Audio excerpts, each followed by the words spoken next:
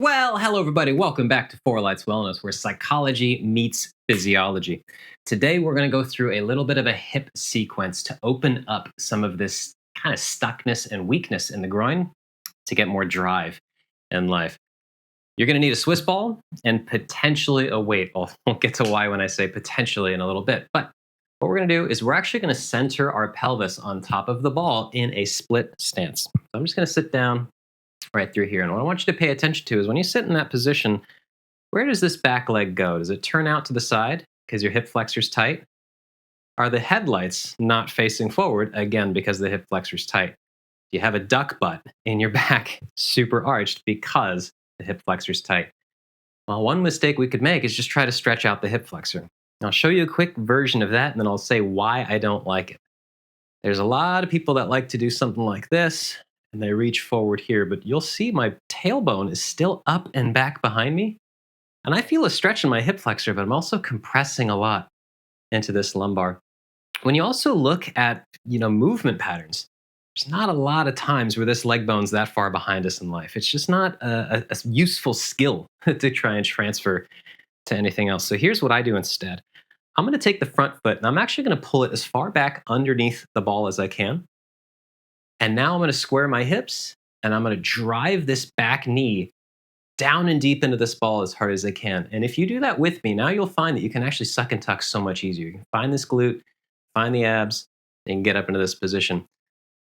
If you're like any of my starter clients, this already starts to produce some shaking. So you hold this for about a minute or two until you just can't hold it anymore. You can also turn this into reps. Oh my God. Squeeze again. And then release. For a lot of people, that's plenty. Or what you can do, if you've got some drive in life already and you want more, do the same thing with a weight.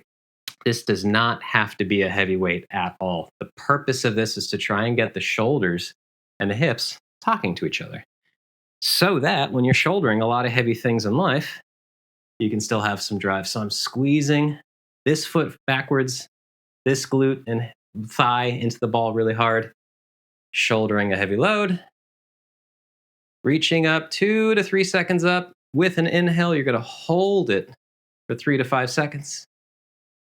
And you're going to come back down nice and slow with a nice soft exhale.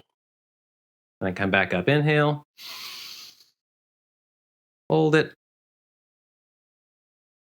and then come back down nice and slow. I've given this exercise to so many people without actually telling them any of the psychological stuff. And it's so funny to just hear the stories they tell before and after. I usually start a session just saying, hey, how's things going? And they'll tell me some story about how, their spouse is driving them crazy or their boss is on their butt or they can't handle some crazy stuff happening in the news. And I'll give them an exercise like this that gets the shoulder getting support from an open, driving forward hip. And I'll ask them afterwards, as we're wrapping up the session, we'll say, hey, what are you going to do about that problem? And their whole outlook just completely changes. They're like, yeah, I could do this, I could do that. I haven't even thought about this other thing. Boy, I feel so much more confident. I feel so much more grounded, so more stable through this whole section through here. I tend these days to try and work out for life, not fitness. They're very, very different things. If that's fitness, if that's what you want, try this exercise out anyways. Gets your hips stronger and you'll get more fit. But if you want a shortcut and get a little bit more stable for life, some more health, vitality stuff, especially, this might just be the only leg exercise you need for that week. Try this out. And just let me know how it works, especially for your mindset. Last thing I'm going to say in this video before I wrap things up for you guys, I have an email newsletter that I do not promote anywhere near enough. 5 to 6 different bullet points every couple of weeks that are amazingly practical pieces of information you can apply to your life right away to get more vitality, health, and just happiness overall. And talking about married the psychological and the physiological spaces together, I have a whole course that launched a couple months back. It's called Healing Emotions, Trauma Release Exercises for People in Stress. And if you want to just do easy, simple exercises daily to improve your mental health, go to fourlightswellness.com, check it out there.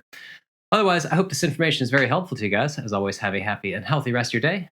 I'll see you in the next one.